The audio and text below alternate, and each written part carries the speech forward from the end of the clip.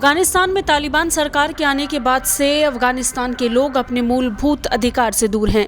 सिर्फ इतना ही नहीं, इस समय अफगानिस्तान में लोगों को जरूरी सामान की पूर्ति के लिए भी परेशानियों का सामना करना पड़ रहा है। इन सब के बीच पंजशीर में लोगों पर तालिबान की बर्बरता थमने का नाम नहीं ले रही। विभिन्न मीडिया रिपोर्ट्स के मुताबिक तालिबान ने अफगानिस्तान के पंजशीर प्रांत घाटी में घरों को घेर लिया है। इस बीच तालिबान और स्थानीय निवासियों के बीच में संघर्ष छिड़ गया है।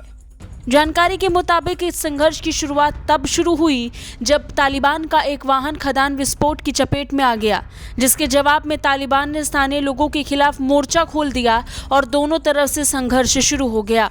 बता दें, क्षेत्र में संघर्ष 7 फरवरी से जारी है, जिसमें कई घायल हैं और साथ ही कई स्थानीय तालिबान द्वारा गिरफ्तार किए गए हैं।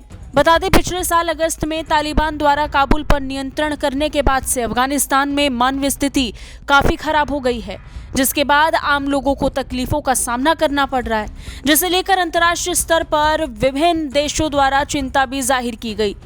हाल ही में संयुक्त राष्ट्र महासचिव की रिपोर्ट में अफगानिस्तान को लेकर कई खुलासे भी किए गए। इस रिपोर्ट में अफगानिस्तान में बढ़ते आतंकवाद को लेकर कई खुलासे हुए। रिपोर्ट में कहा गया कि आतंकवादी समूह इस्लामिक स्टेट का लक्ष्य खुद को अफगानिस्तान में प्रमुख प्रतिवादी ताकत के रूप में स्थापित करने की है और अपने प्रभाव को मध्य और दक्षिण एशिया के देशों तक फैलाने की है, जिसे तालिबान भी खतरे के तौर पर देखता है।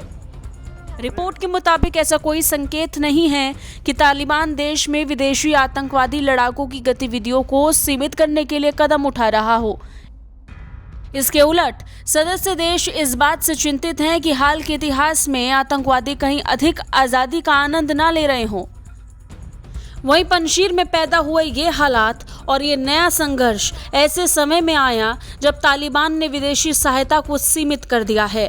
साथ ही तालिबान ने अफगान सरकार की संपत्ति को भी जब्त कर लिया है, वो भी तब जब तालिबान पर खुद कई तरह के अंतर्राष्ट्रीय प्रतिबंध लगे हैं।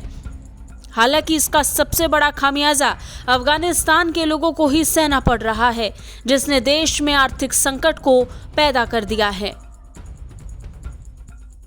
ब्यूरो रिपोर्ट, भारत तक।